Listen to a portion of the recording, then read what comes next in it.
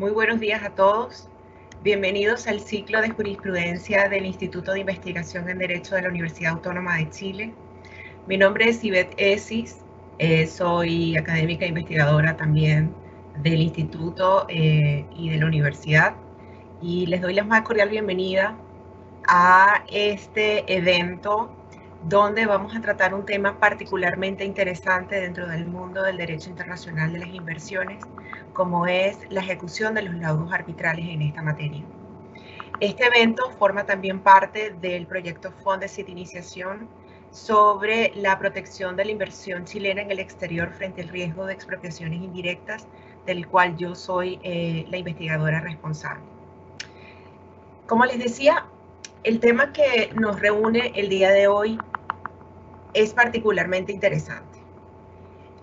Bajo las estadísticas o siguiendo las estadísticas de la Conferencia de Naciones Unidas para el Comercio y el Desarrollo, existen en la actualidad casi 3.000 tratados bilaterales de promoción y protección de inversiones y alrededor de 300 otros tratados que contienen o bien disposiciones generales en la materia o capítulos especiales de inversión.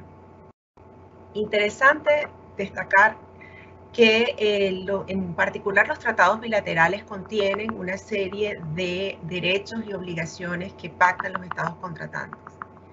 Pero como el objetivo es la promoción y la protección de las inversiones, se ofrecen una serie de garantías para efectivamente cumplir con ese objetivo.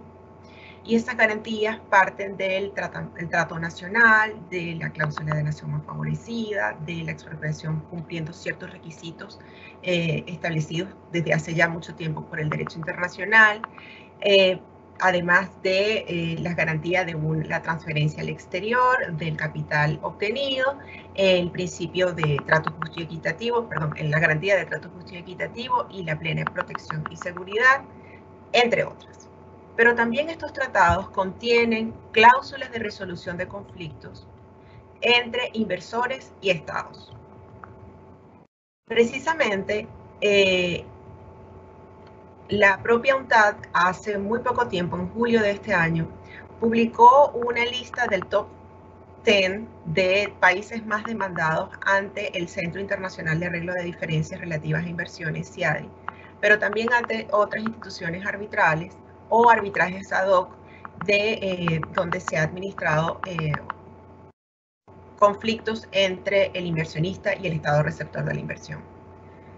En ese top 10, y por razones de tiempo, nos referiremos al top 5, que encabeza Argentina, seguido por España, Venezuela, la República Checa y Egipto.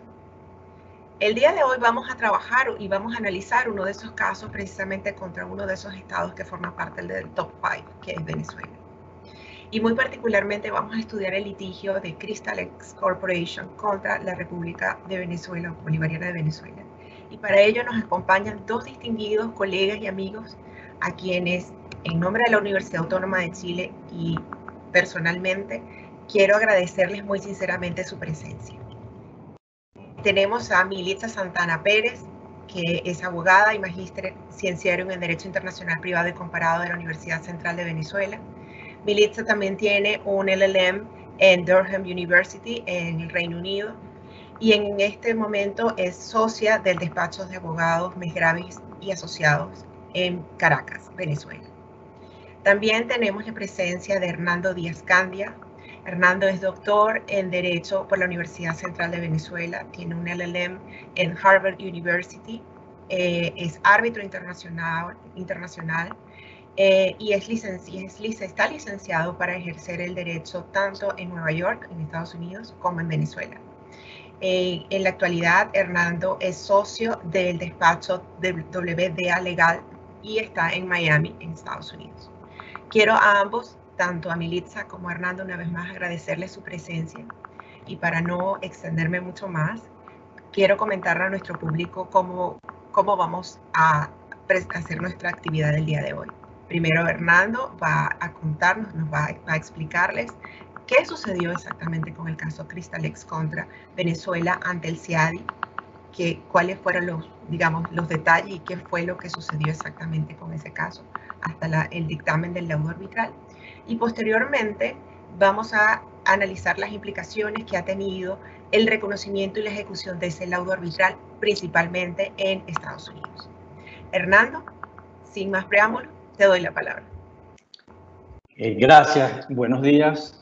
Reitero el agradecimiento a la Universidad Autónoma de Chile, a Ivette, por esta invitación. Todo lo que voy a decir a continuación lo haré bajo el principio de no atribución, con el único propósito de incentivar el intercambio académico y científico de ideas y no compromete ni a nuestros clientes ni a nuestro despacho de abogados. Segundo. Mientras comparto la presentación.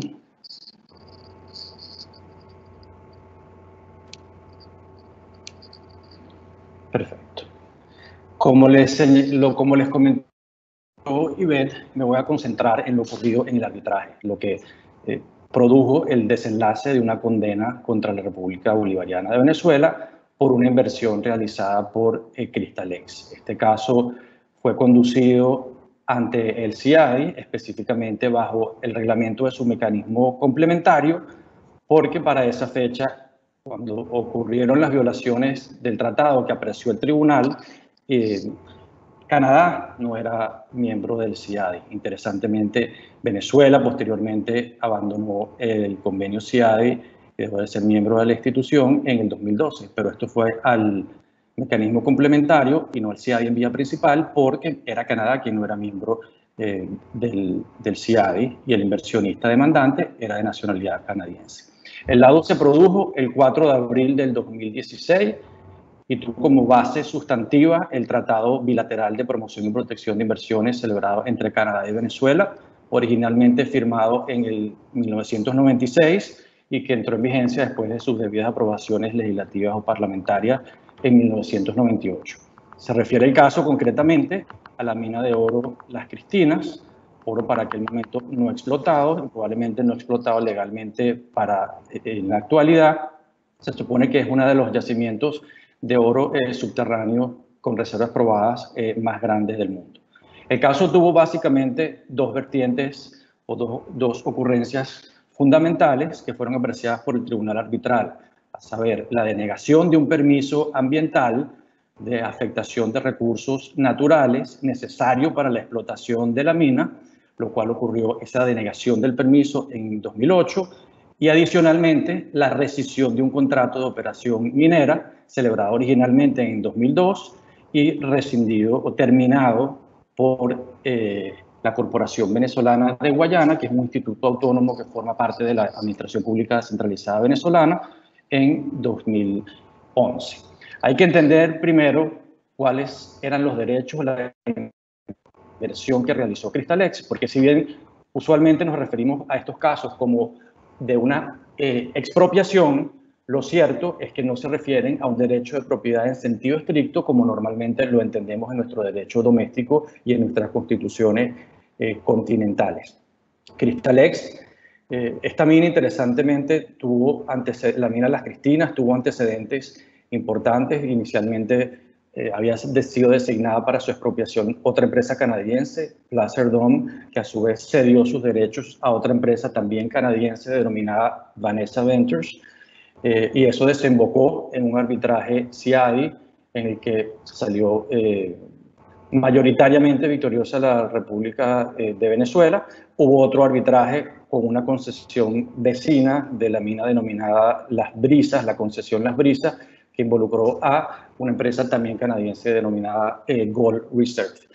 Concretamente, lo que obtuvo Cristalex, su inversión, se materializó en un contrato de operación minera. Esta que se basó originalmente en un decreto del año 1990 que precedió al gobierno de Hugo Chávez. Algunas personas en derecho doméstico venezolano criticaron la base jurídica de estos contratos porque decían que ese decreto había invadido la reserva legal de la ley de minas al darle la potestad a la Corporación Venezolana de Guayana como instituto autónomo para celebrar los contratos cuando la explotación y la propiedad del oro estaba reservado al Estado, y bajo esa visión en teoría, debería ser conducido bajo contratos de concesión y no bajo estos contratos operativos mineros.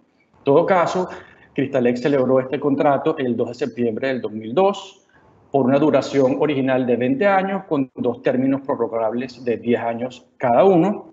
Interesantemente, y esto es importante como lo vamos a ver luego, cuando el precio del oro estaba en $317 por onza, lo cual va a ser relevante para la cuantificación de los daños a la cual llegó el tribunal. Bajo ese contrato, Cristalex asumió la responsabilidad y los costos de la explotación de la mina enteramente, a cambio de la contraprestación de poder vender el oro, hacerse con el producto de esa venta a cambio de regalías a la Corporación Venezolana de Guayana, regalías variables bajo el contrato y todo el pago de los impuestos a la República de Venezuela.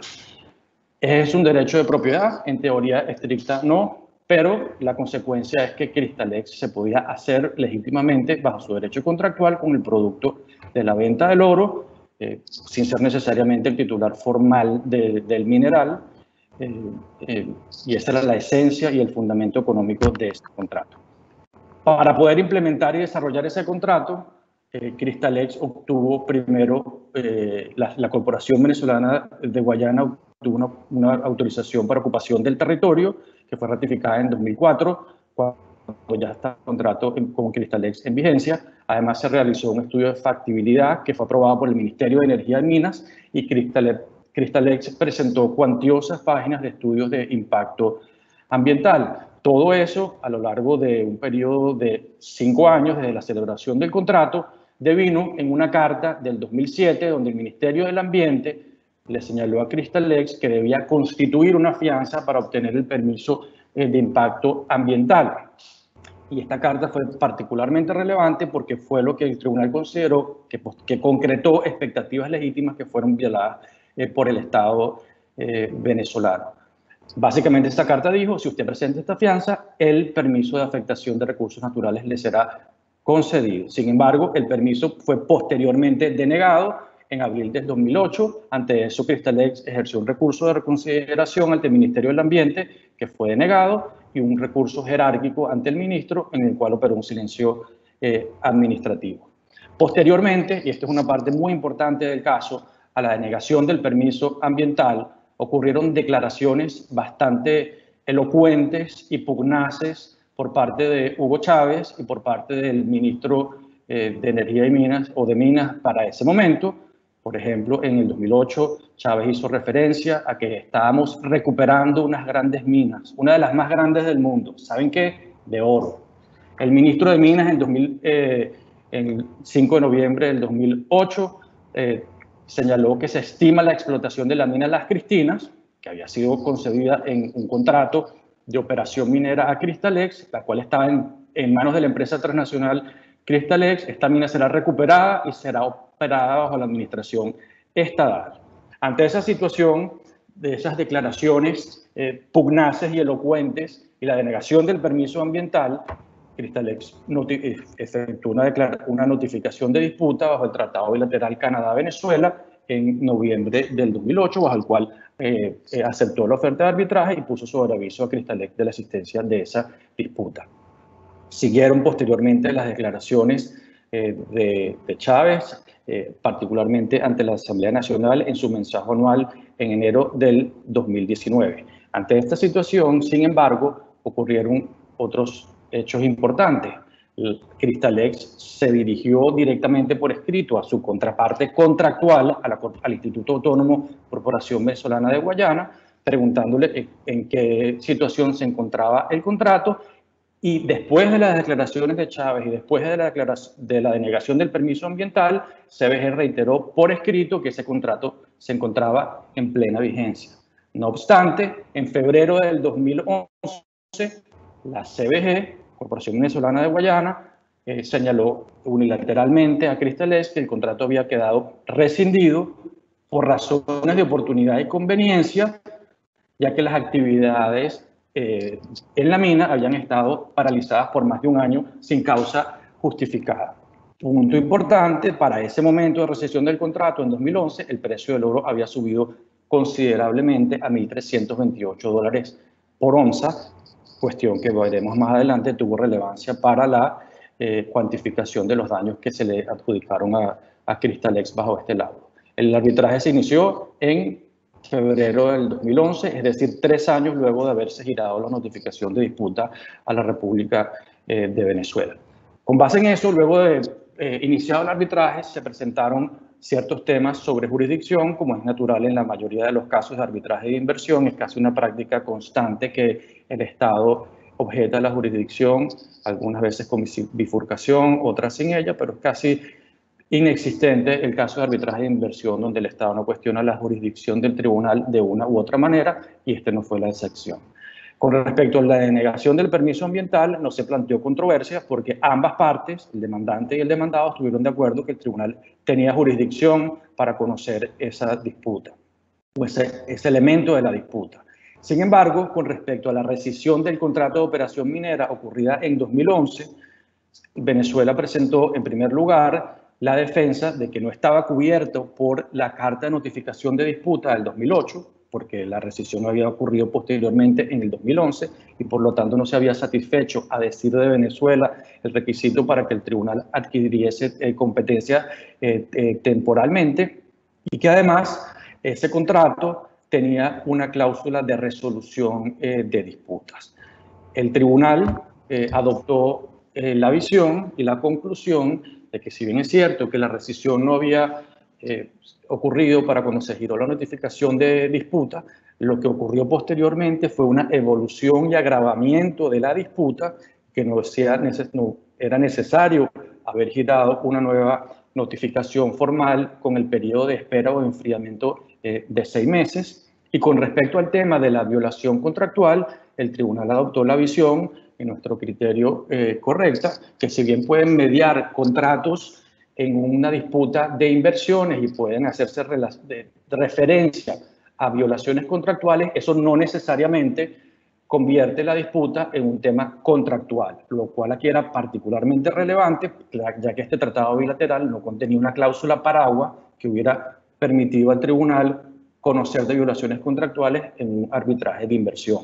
Se hizo mano de la tradicional doctrina del Comité de Anulación en Vivendi 1, que hay que recordar que se hizo para salvar una disputa bajo un tratado y no para excluir una disputa contractual, y se refirió a que si cuando un contrato tiene una cláusula de resolución de disputa, salvo que haga una referencia muy expresa y precisa a un tratado, las disputas que está sometiendo a una jurisdicción especial son las contractuales y no las referidas bajo el tratado. Se desechó, por tanto, esa segunda defensa de jurisdicción planteada por Venezuela.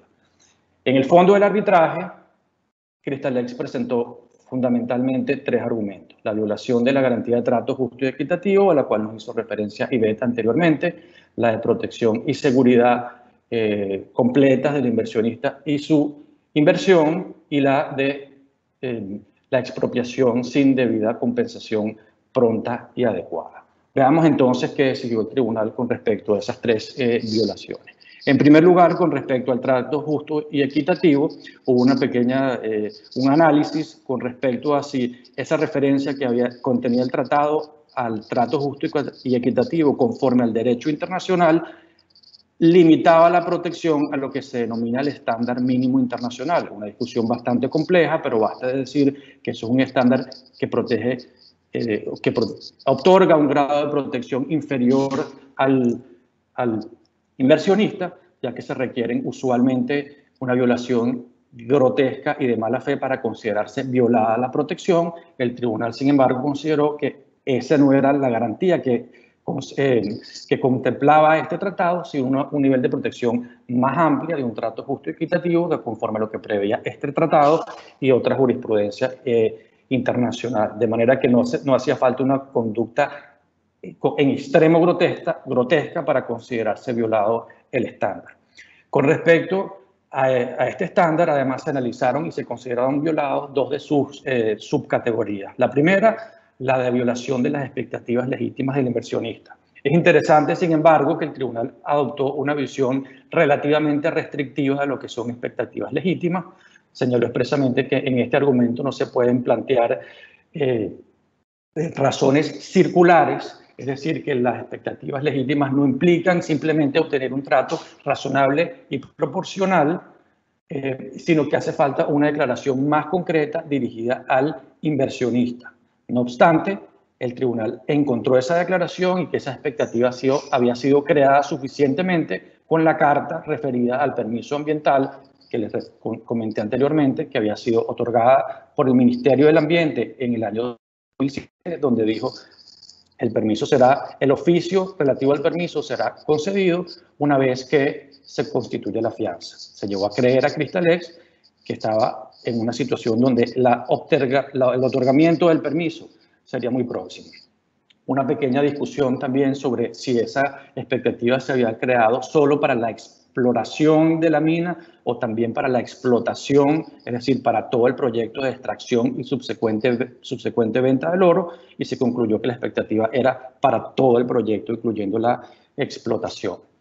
Con respecto al otro componente del estándar, que es la arbitrariedad y falta de transparencia, se señaló que si bien debe de reconocerse o darse deferencia a la discrecionalidad técnica del Estado en cuanto a los temas ambientales y otros básicamente de derecho administrativo interno, debe sin embargo haber correspondencia con esas actuaciones. Y aquí se apreció primero que la denegación del permiso ambiental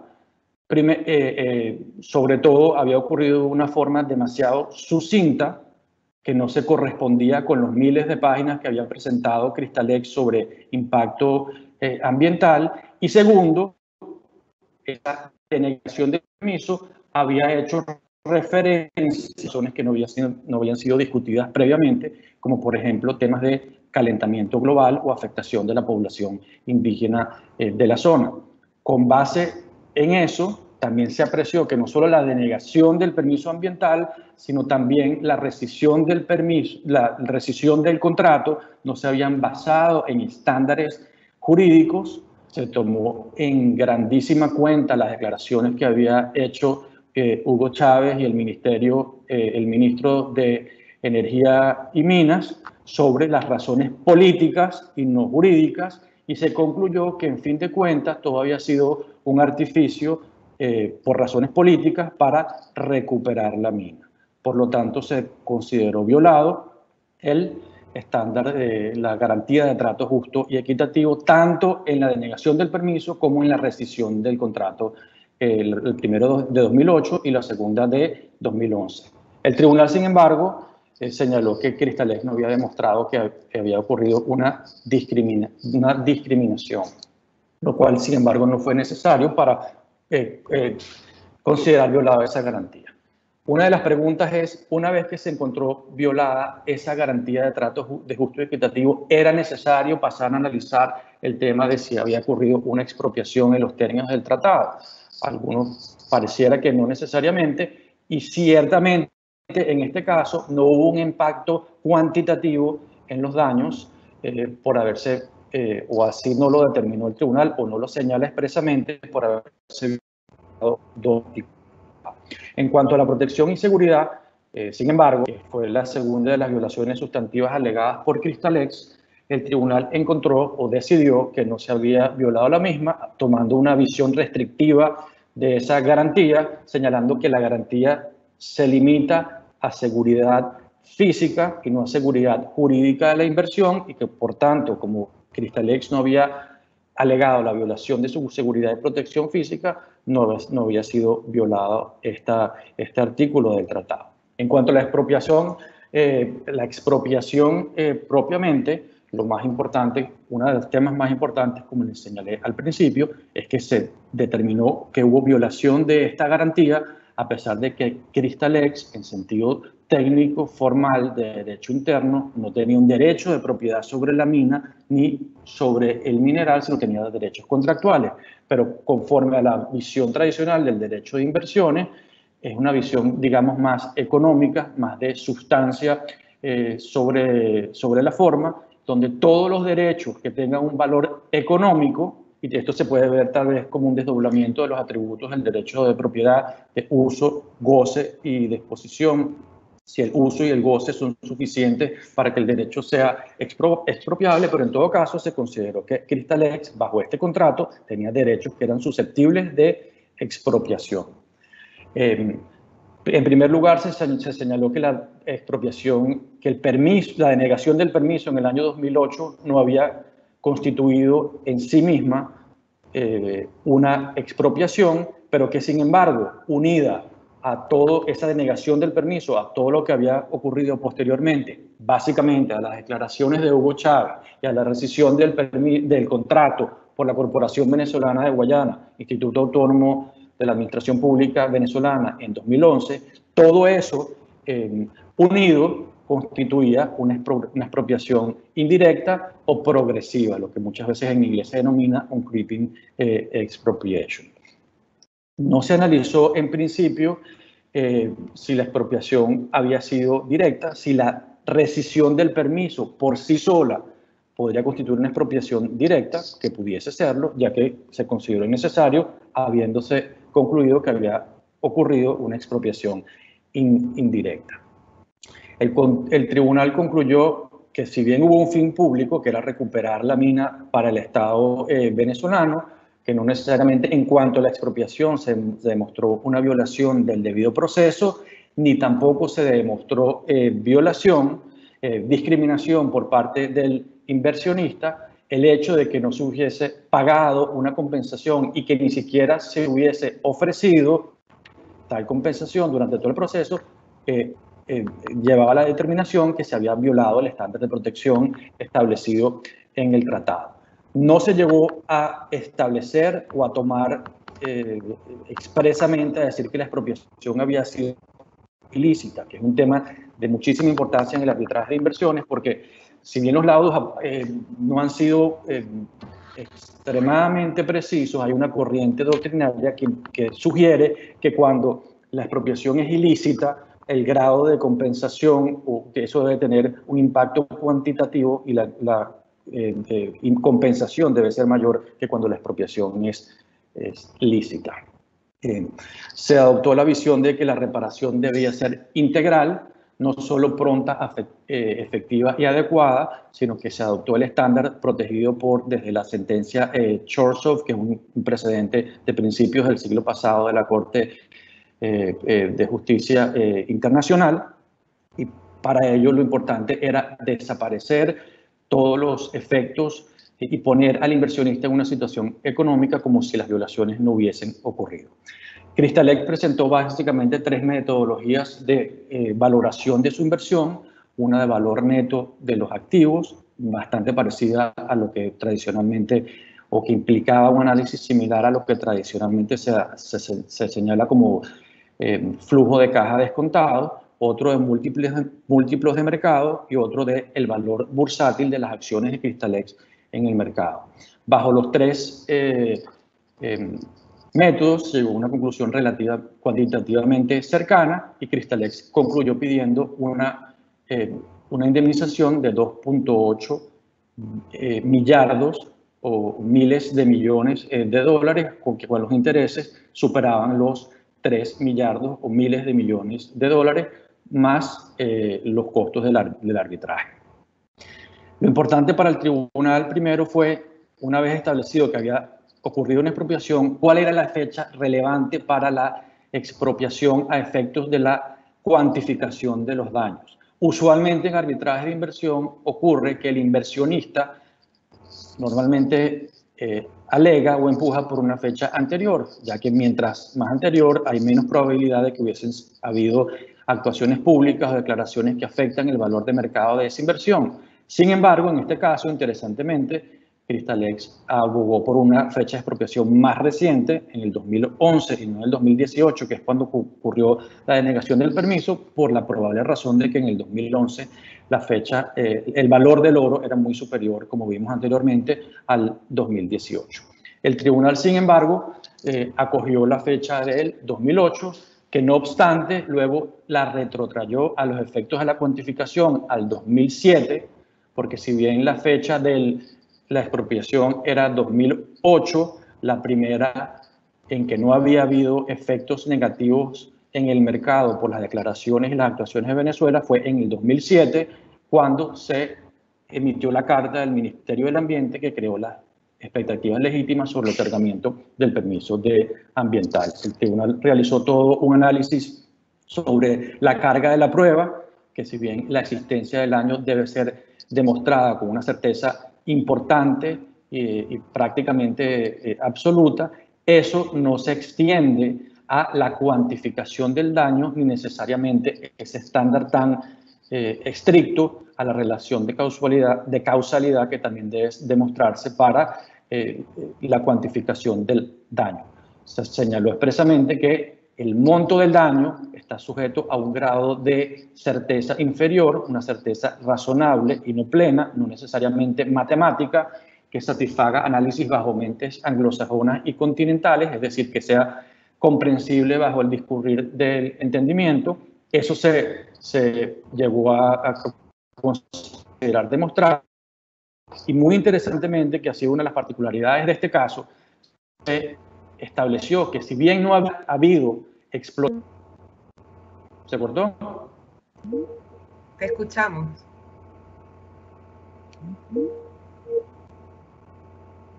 Creo que se cayó.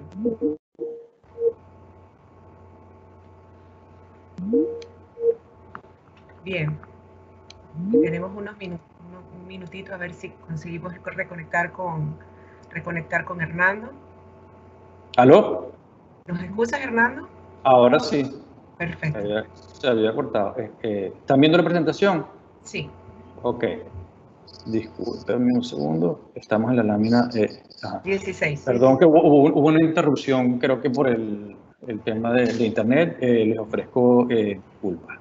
Entonces, usualmente en arbitraje de inversión se tiende a alegar que cuando no ha habido operación de la empresa con un récord o un historial de ganancias, la determinación de esas ganancias y particularmente del componente del lucro cesante serían demasiado especulativas y por lo tanto se recurre tradicionalmente a un análisis simplemente de los costos hundidos, por lo que efectivamente desembolsó y incurrió el inversionista para establecer el monto de los daños al cual tiene derecho en arbitraje. Sin embargo, por tratarse este caso de la explotación de oro, el tribunal concluyó que había en la industria y con las reservas que ya estaban comprobadas por estudios, en este caso concreto, esa incertidumbre se reducía y a pesar de que no había habido explotación y venta del mineral, se podía llegar a una conclusión razonable con la certeza requerida de que si Venezuela hubiese concedido el permiso y no hubiese recibido el contrato, el oro hubiese sido explotado como mínimo por los 20 primeros años de duración del contrato, aunque no necesariamente bajo las dos prórrogas de 10 años cada una. Para finalizar entonces y sintetizar, el tribunal acogió el análisis que presentó Cristalex en cuanto al valor de mercado bursátil de las acciones en bolsa, porque había habido transacciones previas y se realizó un análisis de cómo habían sido afectadas por las declaraciones y las acciones de Venezuela. Se rechazó el análisis de valor neto de los activos o net asset value por haberlo considerado demasiado impreciso las pruebas y los comparables que presentaron los expertos de Cristalex. Se consideró, sin embargo,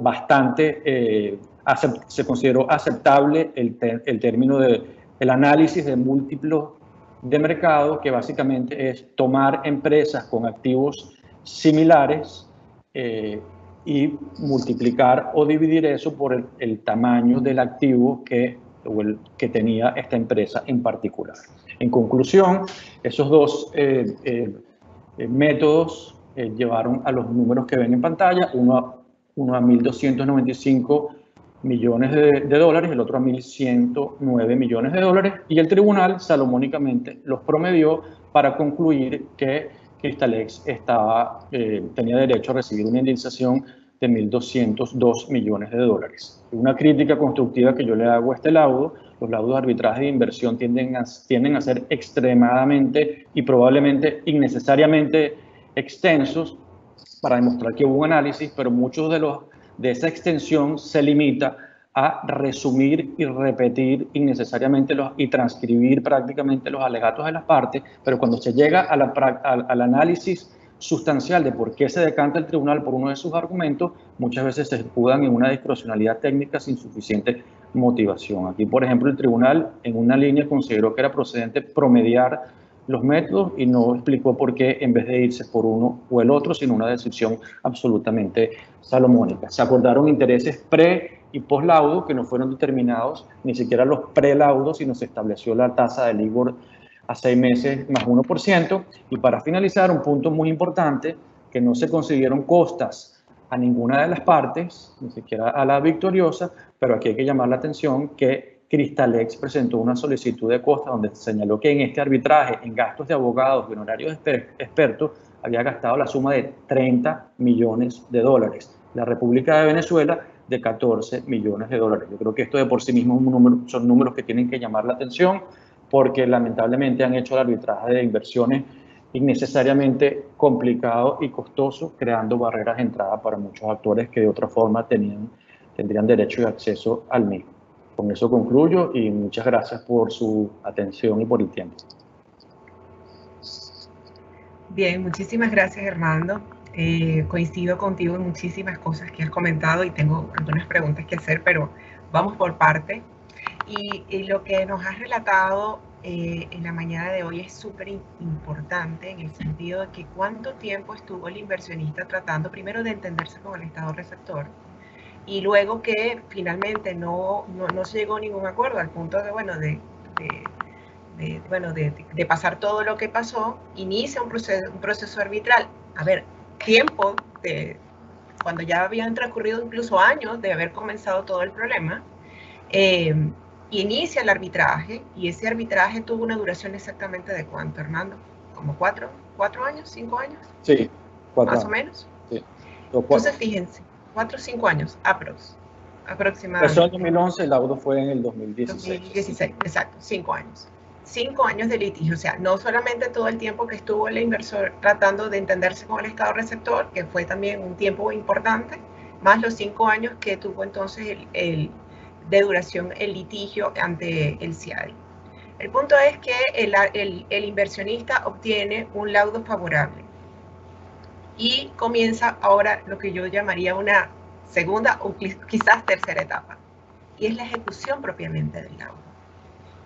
Y a diferencia del arbitraje comercial, que tiene unas reglas bastante particulares, el arbitraje de inversión tiene también sus reglas.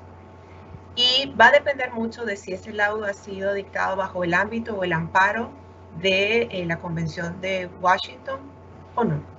En este caso, si bien es cierto, y tal como lo dijo Hernando, es un arbitraje que fue administrado por el CIADI, pero bajo las reglas del mecanismo complementario, considerando que los estados involucrados no eran parte del convenio, entonces las reglas aquí difieren un poco, porque no tendríamos una aplicación de la Convención de Washington propiamente, sino otras.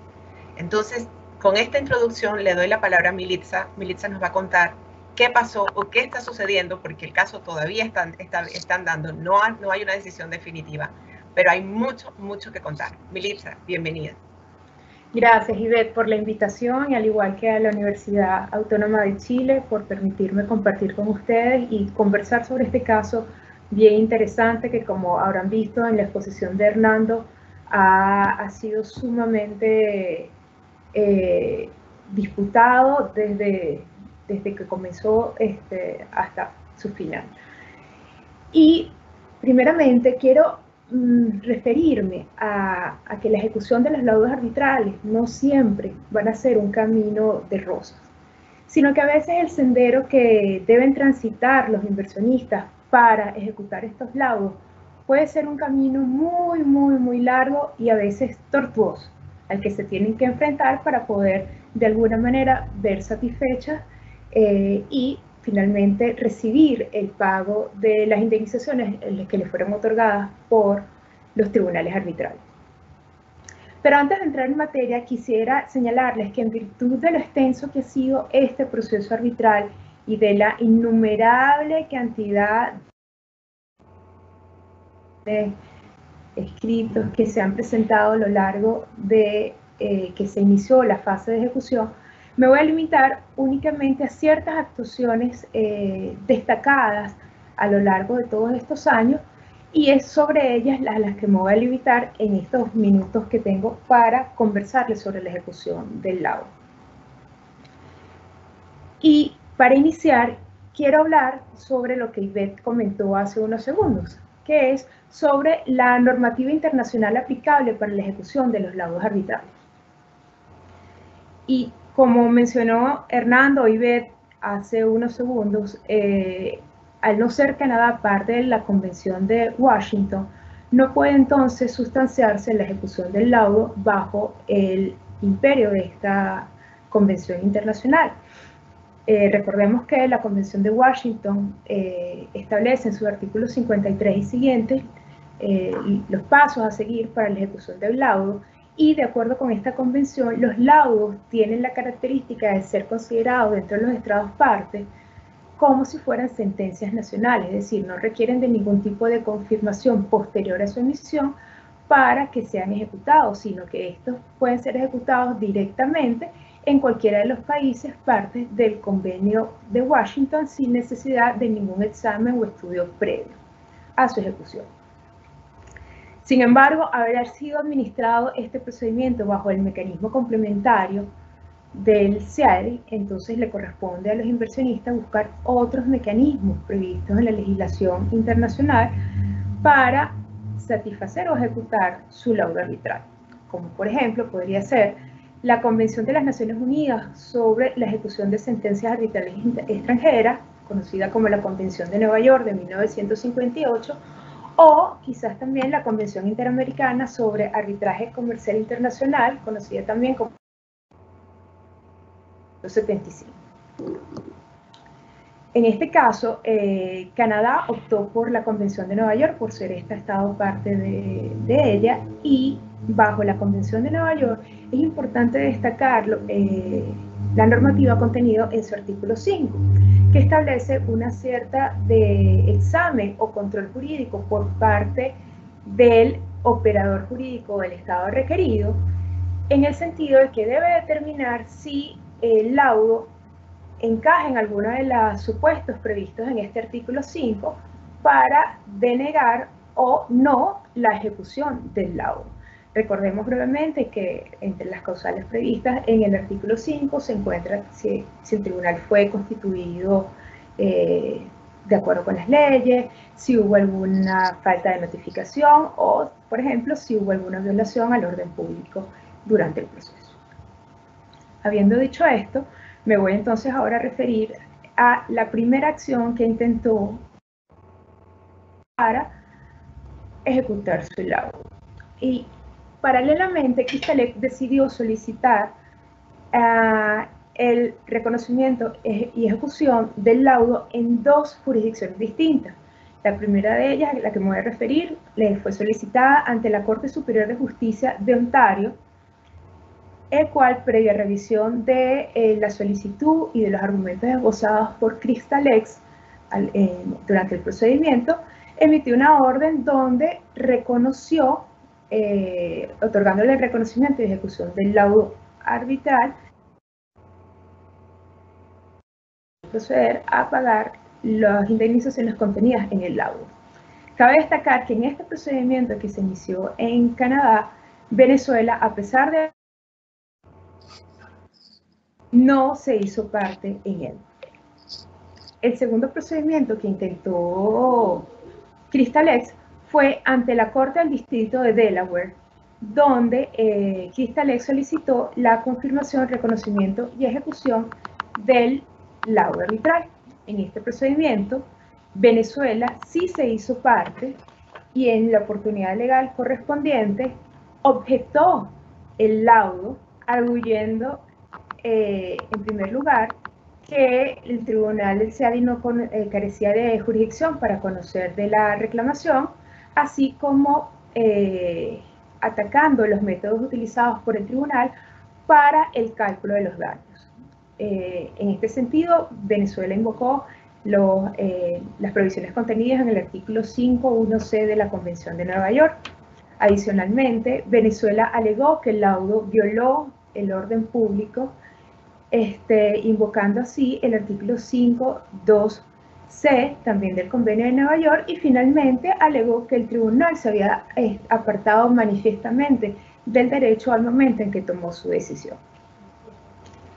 En el análisis realizado por el Tribunal de las Cortes del Estado de Colombia, el tribunal, previa a su afirmación de jurisdicción, consideró que los argumentos esbozados por Venezuela no tenían ningún tipo de sentido y los desechó en su totalidad, otorgándole al laudo el reconocimiento y ejecución, la confirmación, reconocimiento y ejecución solicitado por Cristalex. Esto ocurrió en marzo del 2017. Cabe destacar que esta solicitud que presentó Cristalex fue presentada a escasamente pocos días de haber sido dictado el laudo arbitral por parte del Tribunal CIADI. Y al año siguiente obtuvo entonces la confirmación por parte de esta Corte del Distrito de Colombia. Seguidamente me voy a referir a quizás el aspecto más trascendental que ha ocurrido durante el desarrollo del proceso de ejecución. Y esta es a la solicitud presentada por Cristalex, donde pide o se aplique la teoría del alter ego para que Venezuela pueda cumpla con el laudo o el pago de las indemnizaciones contenidas en el laudo. Y antes de entrar a comentarles sobre el escrito, los puntos que se desarrollaron en él, voy a comentarles brevemente sobre dos principios que es interesante tener presentes para entender un poco esta teoría del alter ego. En primer lugar, me voy a referir al principio de inmunidad de jurisdicción, alegado mucho por los estados para no en la fase inicial para evitar ser juzgado, sino que es, digamos, el instrumento, si lo denominamos bandera de alguna manera, de que sus bienes sean ejecutados y así cumplir con el laudo. Y el principio de jurisdicción consiste básicamente, en primer lugar, en una prerrogativa o privilegio que tienen los estados que impide que los órganos jurisdiccionales y administrativos de otro estado los juzguen. Y en segundo lugar, también consiste en el impedimento de que los bienes de propiedad estatal ubicados en el territorio de un tercer estado sean objeto de medidas coercitivas, debido a la aplicación del principio de par impare non haber imperium, o, en español, entre iguales no hay jurisdicción.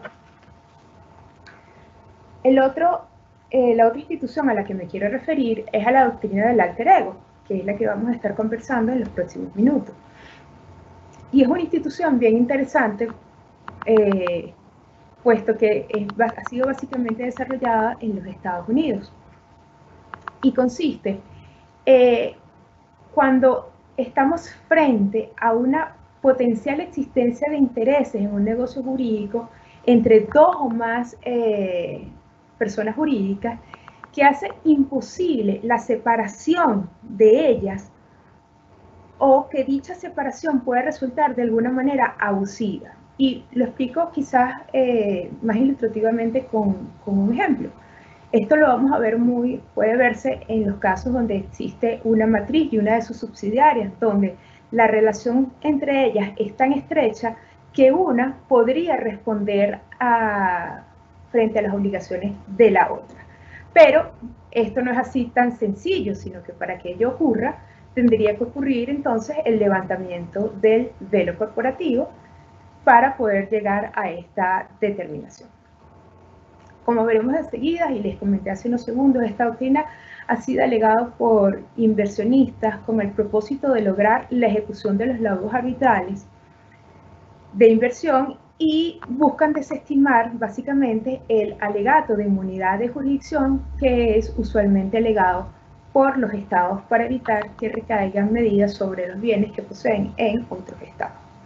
Y esto fue precisamente lo que intentó el reconocimiento y ejecución del laudo por parte de la Corte del Distrito de Columbia, acudió ante la Corte del Distrito de Delaware y presentó una demanda contra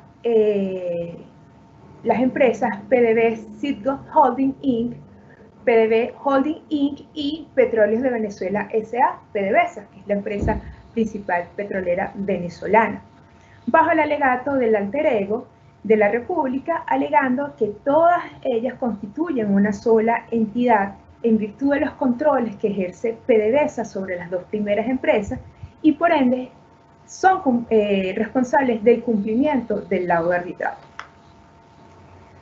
Claro, para sostener esta petición, Cristalex se basó y presentó ante el tribunal una serie de pruebas que el tribunal las consideró suficientes o contundentes al momento de adoptar su decisión,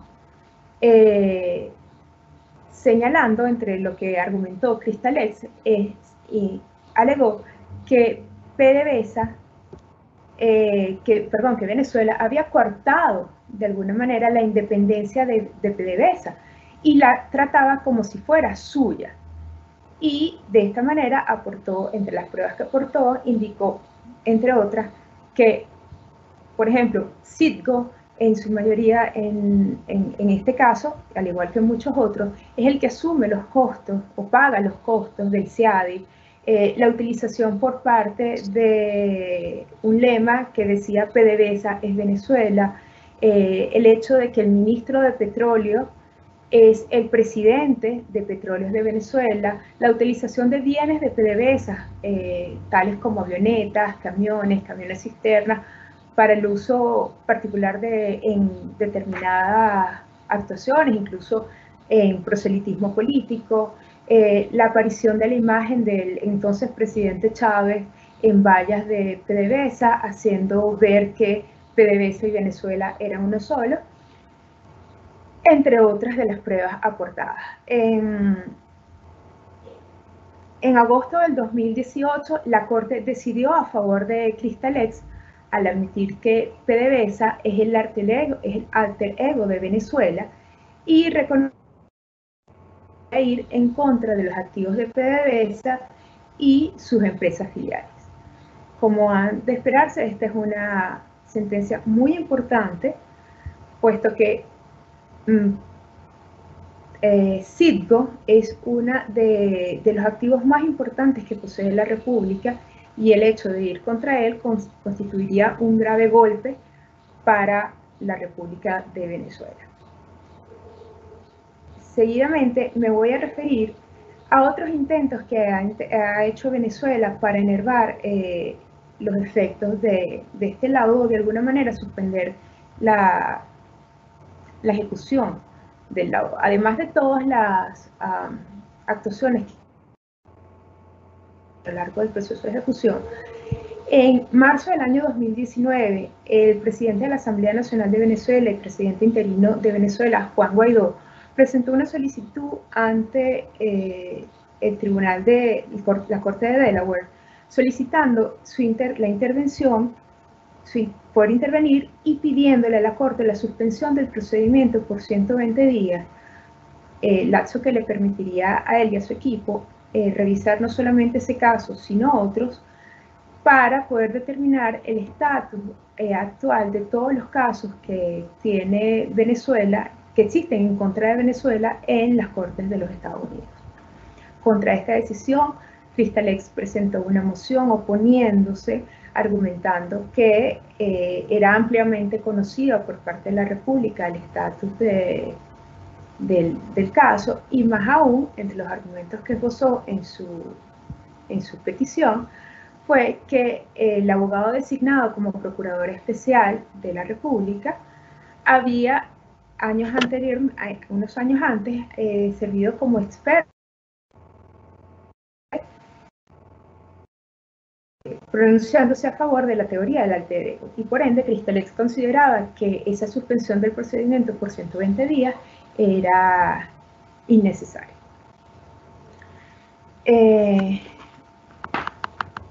Sin embargo, a pesar de las solicitudes efectuadas, el procedimiento ha continuado y en julio del 2019 la Corte de Apelaciones del Tercer Circuito de Estados Unidos determinó que Cristalex podía ejecutar forzosamente el laudo sobre las acciones de Citgo. Recientemente, en mayo de este año, la Corte Suprema de Justicia negó otro de los intentos de Venezuela de parar la ejecución del laudo al negarle la petición de cerciorari. Consiste básicamente en que se le pide a un tribunal de instancia superior que revise una decisión u orden adoptada por un caso, la Corte Suprema determinó o desechó la solicitud presentada por Venezuela. Recientemente se han emitido otras órdenes en pro de la consecución del procedimiento y el procedimiento sigue todavía activo. Para concluir, no obstante a lo anteriormente dicho y a pesar de que existen decisiones ya donde le han dado, digamos, luz verde a Cristalex para proceder con la ejecución del laudo sobre los bienes de PDVSA en los Estados Unidos, la ejecución del laudo está de alguna manera suspendida en virtud de las distintas órdenes que se han dictado por el Departamento del Tesoro, que han impedido la ejecución del laudo por cuanto han dictado medidas, digamos, de alguna manera especiales o preventivas sobre los activos que posee Venezuela en los Estados Unidos, sobre los cuales no se puede ejecutar, que no pueden ser objeto de ejecución por ningún laudo arbitral. En algún momento serán levantadas y continuarán los procedimientos, pero por ahora, por más acciones que se intenten y los tribunales emitan órdenes, lamentablemente no serán susceptibles de ser ejecutadas hasta tanto no se levanten estas medidas por parte de las autoridades competentes de los Estados Unidos. Bien, muchísimas gracias, Melitza. Fíjense, muy interesante todo este comentario y la larga, digamos, historia de incidencias, de decisiones, incluso de distintas cortes americanas. Y al final de cuentas, tal parece que la pretensión en este caso del inversionista, se logra en el sentido de que obtiene favorablemente decisiones que le permiten ejecutar el laudo arbitral en Estados Unidos. Sin embargo, por una decisión, pero de carácter administrativo, no sabemos hasta cuándo esto va a estar suspendido. Para el público que no conoce del tema, quiero comentarles que esta oficina, la OFAC en Estados Unidos, ha dictado distintas decisiones de carácter administrativo donde se suspende la ejecución de cualquier sentencia judicial o cualquier sentencia arbitral contra activos de Venezuela en ese país, en razón de la situación la grave situación económica e institucional que vive el país en este instante. Y también para que de alguna forma poder proteger en áreas de esta crisis, proteger los activos que son considerados esenciales para una potencial desarrollo económico futuro de dicha nación.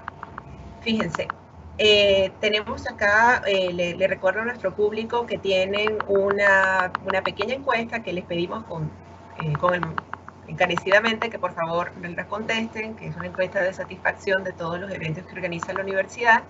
Y también le pido al público, si desea hacer alguna pregunta, pues vamos a abrir ahora un pequeño compás de unos 20 minutos para preguntas y respuestas. Hernando, tenemos una primera pregunta del público, que de hecho terminaste con esa idea y coincido plenamente contigo, en el sentido que si nosotros analizamos los primeros laudos de inversión, a ver, recuerdo el caso FedEx contra Venezuela de autopista concesionada, ¿lo recuerdas? Eso fue año 98, 99, 2000. Eran laudos muy cortitos, pero bien interesantes. Y ahora tenemos unos laudos de 500 páginas. Entonces la pregunta que nos hace Andrea es, ¿qué recomiendas para acortar los costos de arbitraje de inversiones? ¿Cómo lo ves tú? Excelente pregunta. Bueno, creo que tiene varias aristas y varias causas el tema, ¿no?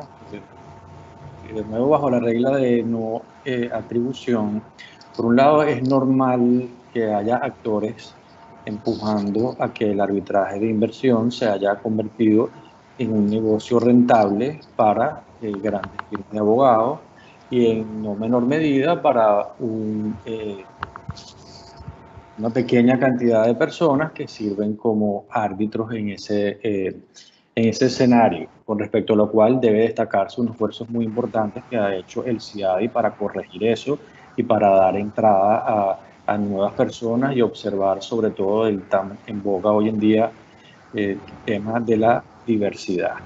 Yo creo que lo importante es que estos tratados tienen que ser interpretados de manera más sencilla, de buena fe, sin tantas complicaciones jurisprudenciales.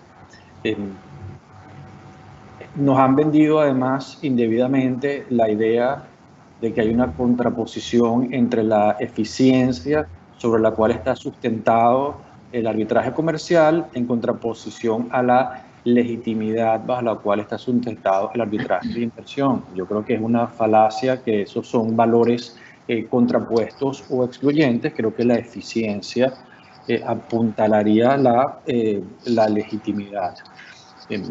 Pero hay otra realidad práctica, que el principal usuario de este sistema no necesariamente son los inversionistas, son los estados que son miembros del CIADI. Entonces hubo una corriente muy efectiva muy basada en Latinoamérica y liderizada por básicamente por Venezuela, Bolivia y Ecuador, política en foros, etcétera, plantear otras diatribas entre el poder de policía del Estado y su autonomía regulatoria contra la compensación de los inversionistas. Y creo que fueron muy efectivos en lograr vender esas ideas, y con eso el sistema, muchos de los árbitros se empezaron a preocupar en cierta forma por, no quiero usar la palabra complacer, pero por atender esa necesidad. Y una de ellas fue haciendo los arbitrajes indebidamente largos, con bifurcaciones, con los laudos. Pero una de las críticas principales es que muchos de estos laudos, si bien son muy extensos en lo que deberían profundizar, muchas veces no los hacen y se limitan al tema de que prácticamente discrecionalidad del tribunal implica una ausencia de necesidad de motivación, cuando es absolutamente lo contrario. Cuando hay más discreción, el lado tiene que ser aún más y mejor motivado para que luego se pueda controlar en fase de anulación, bien sea ante el CIADI, si se aplica el convenio CIADI, o un tribunal judicial, si el tribunal excedió o no de sus facultades. Y muchas veces vemos, por ejemplo, cuando se selecciona la tasa de interés, el tribunal en uso de discreción utiliza esta tasa de interés del LIBOR 6 meses 1. A mí me deja insatisfecho, y este laudo en particular creo que incurre en eso, en la cuantificación de los daños. No digo que no haya habido un análisis profundo, pero el laudo en esa parte no lo refleja, y uno quisiera entender mayores detalles de por qué se realizó la cuantificación de esa manera. Luego ha surgido, perdón por extenderme, el tema de que como el arbitraje se ha hecho tan caro, el arbitraje de inversiones, han surgido los financistas del arbitraje, pero la realidad es que esos financistas en la práctica solo financian casos bastante grandes, porque esperan un retorno bastante cuantificativo, bastante importante, de múltiplos de 10 con respecto a su inversión. Entonces no ha sido una solución para eliminar esa barrera de entrada que se ha creado con el negocio de arbitraje de inversión. Que no sé si es una respuesta directa, son más consideraciones sobre aspectos que el sistema debe enfrentar.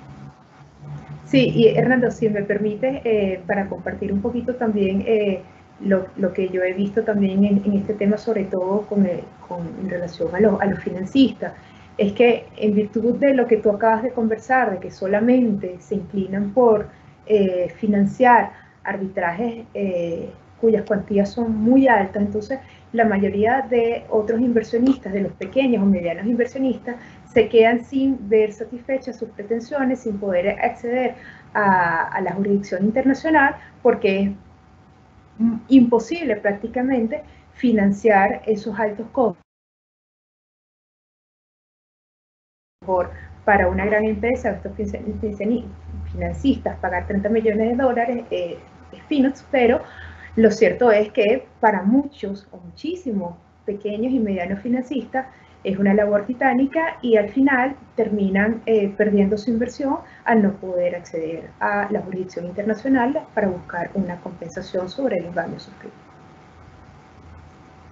Bien, de hecho tenemos una segunda pregunta que yo voy a conectar con una que también le quería hacer. Bueno, le hago a ambos, a ver qué les parece, ¿no? La pregunta nos la hace Pedro Harris y me la hace a mí, pero la voy a compartir para que la discutamos.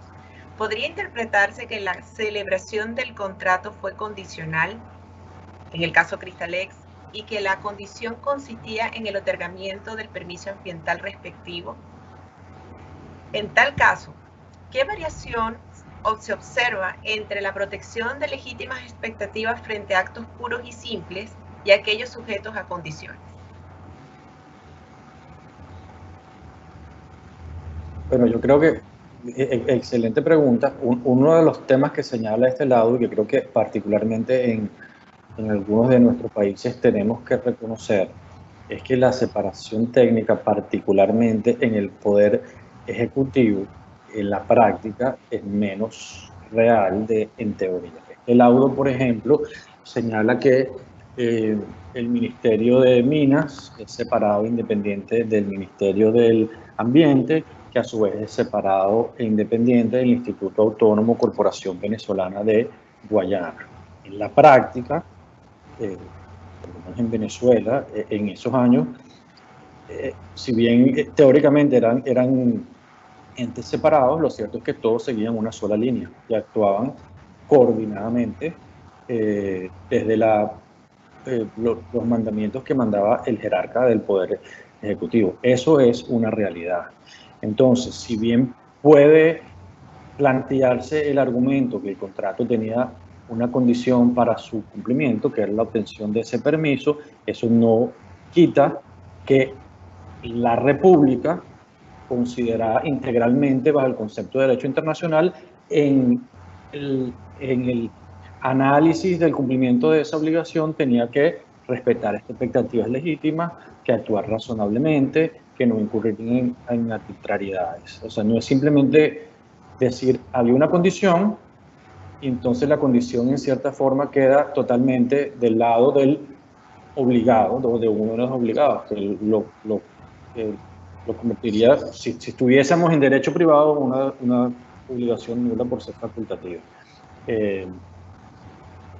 Entonces, sí, creo que no. Primero, tener en cuenta que esa autonomía de los entes en la práctica no es tan profunda como debería, y segundo, que aun cuando sí la fuerce, hay unas obligaciones importantes de actuar con respeto a las garantías que establecen estos tratados, sin duda alguna.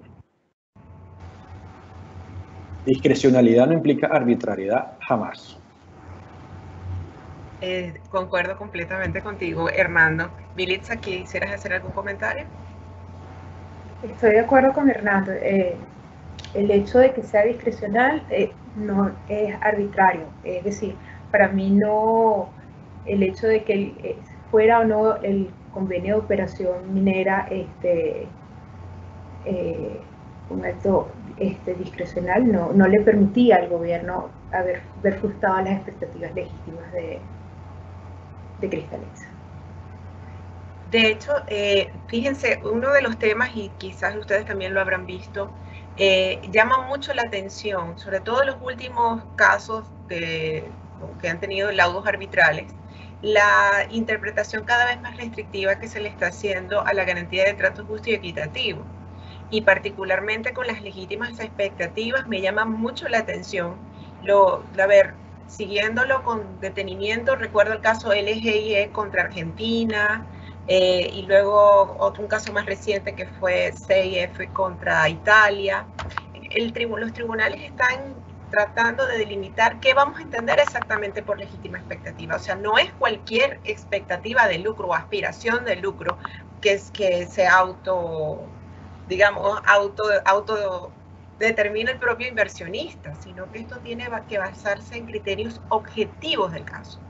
Y creo que sobre ese tema, entonces, Hernando, en Cristalex, pareciera que entonces que el tribunal también se apunta a esa tendencia. Sin duda alguna, el tribunal adoptó una tendencia bastante restrictiva sobre lo que constituyen expectativas legítimas. Inclusive señaló que tienen que ser concretas y dirigidas a este inversionista específico. Lo que ocurrió es que las consideró satisfechas con la carta del Ministerio del Ambiente del 2007, pero no hay duda que se trata de una visión restrictiva del concepto de expectativas legítimas.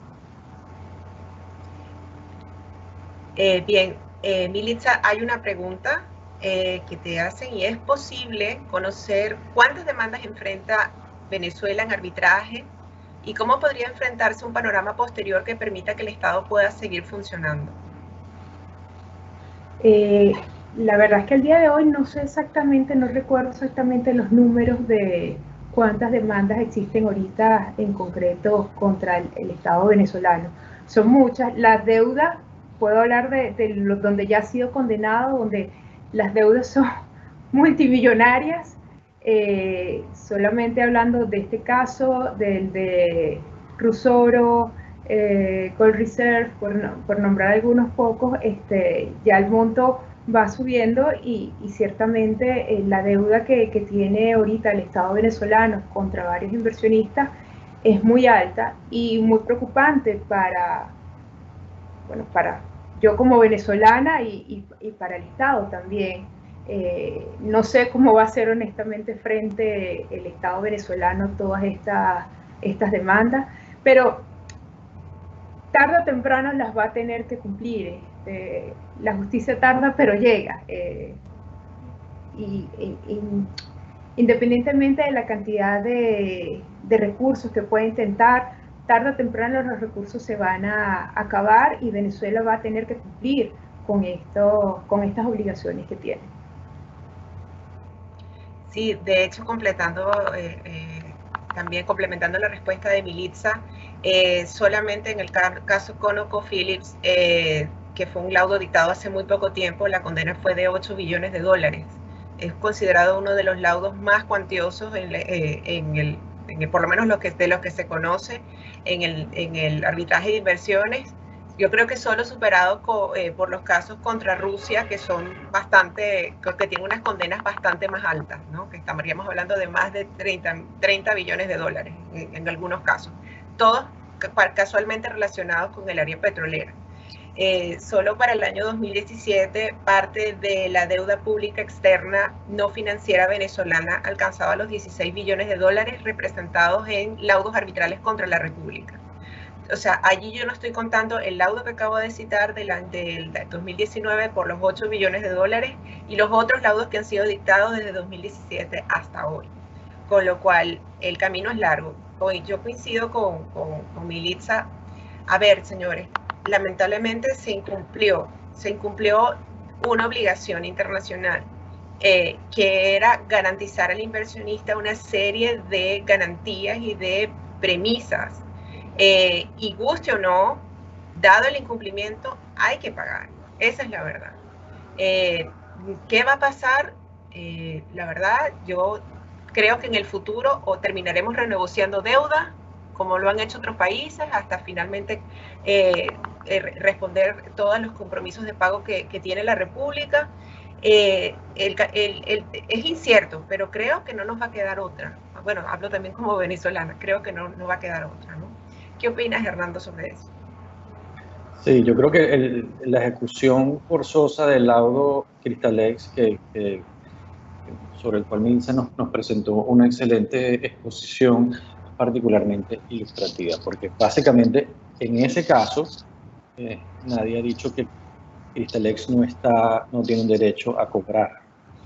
El problema que se ha presentado en este caso, o la particularidad de este caso, fue lo del alter ego y el levantamiento del velo corporativo, de haberse abierto el camino para ejecutar activos de PDVSA por una condena que era contra la República. Esa es la gran particularidad. Normalmente, quien comienza un arbitraje de inversiones sabe que los temas de inmunidad de ejecución van a ser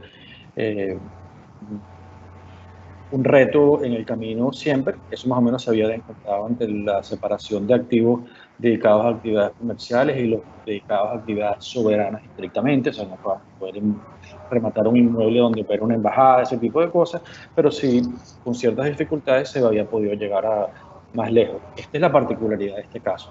Ahora, esto se enreda un poco más con el tema de unas defensas que se han presentado. Por ejemplo, la representación de la República ha presentado argumentos serios y atendibles de que las circunstancias que han podido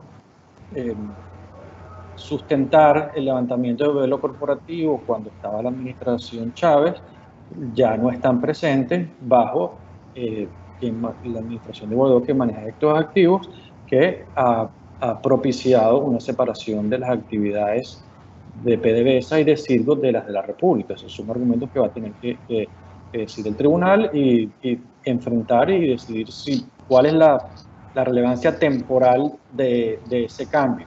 Luego, los Estados Unidos de América presentó otra, como parte o tercero interesado, presentó un escrito en ese tribunal diciendo que había un interés, que si bien no desconocían los derechos de Cristalex a cobrar el laudo, por el cual había litigado mucho y llegado, aunque solo incidentalmente, hasta la Corte Suprema de Estados Unidos en esa denegación de certiorari, no se desconocían. Sin embargo, había un interés político legítimo en que esos activos fuesen usados para el bien de Venezuela y no simplemente en perjuicio o con base en lo que ha podido hacer erradamente la administración Chávez. Son temas muy, muy interesantes. O sea, creo que nadie se atreve a decir que quien gana un laudo no tiene derecho a cobrar. El gran problema es cómo, cuándo, cuáles activos, cuáles defensas, y habrá que esperar lo que decida este tribunal próximamente. Sí, en definitiva, nadie le va a negar el derecho que tienen estos inversionistas. Lamentablemente, hemos sufrido una gran avalancha de demandas contra el Estado por decisiones tomadas quizás muy a la ligera. Y sobre todo en este caso de Cristalex, que quizás sus declaraciones fueron de alguna manera, como tuvieron una particular incidencia para la decisión de los árbitros en algunos puntos, ¿no? Pero yo considero muy importante todas las acciones que está realizando el gobierno interino de la República, concretamente el presidente interino Juan Guaidó, en tratar de alguna por los momentos la ejecución de estos laudos, porque al final todos estamos apostando a la reconstrucción y al renacer de Venezuela. Y obviamente va a ser mucho más sencillo que ellos puedan sentarse tomando la forma en cómo va a cumplir con sus obligaciones frente a todos estos inversionistas, bien sea ya llegando a acuerdos transaccionales o qué sé yo, cualquier otro método que ellos consideren pertinentes en su momento para cumplir con todos estos laudos. Pero lo que no podemos afirmar es que, como lamentablemente ha ocurrido en ciertas donde se afirma que Venezuela logró frenar la ejecución de los laudos, bueno, sí, es como una verdad a media. O sea, ok, lo frenaste, bueno, sí, en este momento no lo puedo hacer, pero es que no es que lo frenaste, que lo paraste, que lo eliminaste y bueno, ya está, y el señor que, bueno, lamentablemente el inversionista se quedó sin cobrar su dinero. No, o sea, por ahora no lo vas a poder hacer, pero la justicia tarda, pero llega, Y eso es así, y tarde o temprano Venezuela va a tener que asumir todos estos compromisos. Quizás en el caso de Cristalex, que es el que estamos comentando esta mañana, va a tardar un poco más. ¿Cuánto va a tardar? No lo sabemos, pero estoy convencida que ciertamente en algún momento Cristalex y otros inversionistas van a haber satisfecho sus pretensiones y van a recibir los pagos condenados. Lamentablemente, mientras más tiempo va en detrimento del Estado venezolano, porque los intereses van a ser mucho mayor, pero bueno, es algo que va a llegar y que va a ser así y que no podemos negar. Bien, muchísimas gracias a Hernando y a Militza, de verdad muy agradecida. Sé que ustedes están muy ocupados y sin embargo han reservado este espacio de tiempo para compartir con nosotros todas las consideraciones respecto a este caso que ha sido tan comentado, por lo menos en el mundo del arbitraje de inversiones, y que va a seguir, de hecho va a seguir dando que hablar. Porque va a ser la puerta también la puerta, si finalmente se ejecuta el laudo, esto va a ser la puerta, digamos, de ejecución de muchos otros laudos también contra la República. No es casualidad que Venezuela forme parte, del el tercer lugar del top 5 de países más demandados ante CIADI y otras instituciones arbitrales. Yo quiero cerrar esta sesión con los saludos del público que mandan felicitaciones a ambos ponentes y también un comentario de Irma Lovera de Sola. Doctora Irma, un placer saludarla desde Chile. Es un comentario. Tengo la esperanza de que un nuevo gobierno negocie inteligentemente esas deudas nacidas de laudos arbitrales y ofrecer como parte de un acuerdo el regreso de esas empresas a trabajar en el país. Ojalá así sea. Ojalá así sea. Quiero dejarles unos pequeños minutos a ambos para sus consideraciones finales y cerrar este evento. Vamos a dar la palabra primero a Hernando y luego a Militza. Agradecer, Ivette, de nuevo la invitación a la universidad. Sin duda alguna creo que este es un caso líder, no solo para Venezuela, sino para el arbitraje de inversiones en general.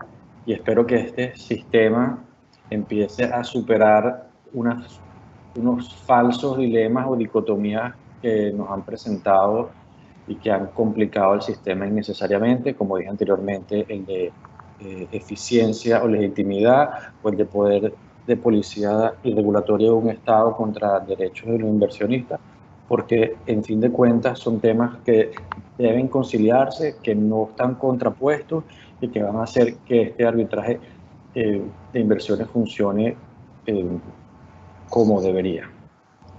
Gracias y felicitaciones por su iniciativa.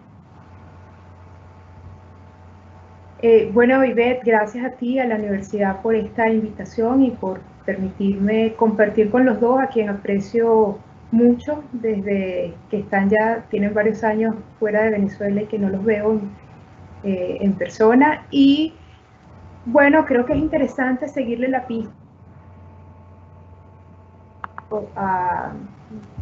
va a dejar mucha huella, y sobre todo en el arbitraje de inversión, y sin duda alguna va a sentar muchos precedentes, no solo para los otros casos que se están debatiendo ante las Cortes de Venezuela, ante las Cortes de los Estados Unidos, sino estoy segura también que para otros estados que también tienen casos de arbitraje de inversión donde han sido condenados y tienen bienes en el territorio de los Estados Unidos, o quizás también pueda ser utilizado como referencia en otras jurisdicciones donde también se aplica la teoría del alter ego, y hay que estar muy pendiente de este caso porque puede tener unos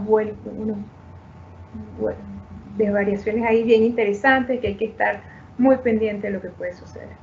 Gracias, Ivette, nuevamente por la invitación. Bien, gracias Hernando, gracias Militza, de verdad muy agradecida en nombre de la Universidad Autónoma de Chile, y personalmente, bueno, somos amigos de hace mucho tiempo, le comento esto al público, somos amigos de hace mucho tiempo, colegas además, muy agradecida por su participación, excelentes presentaciones. Y bueno, la idea de todo esto es dejar un poco despejar un poco las dudas. En los medios de comunicación se dicen muchas cosas, pero la verdad es que hay una, y la verdad es lo que está sucediendo, con lo cual es súper importante estudiar estos temas lo más objetivamente posible. Al menos esa ha sido la posición. Quiero agradecer a todos por su atención. Recuerden, por favor, les pido responder la encuesta de satisfacción que tienen en el banner de preguntas y respuestas a nuestro público, y agradecerles una vez más por su presencia el día de hoy. Muchísimas gracias. Hasta luego. Gracias, Ivette. Hasta luego.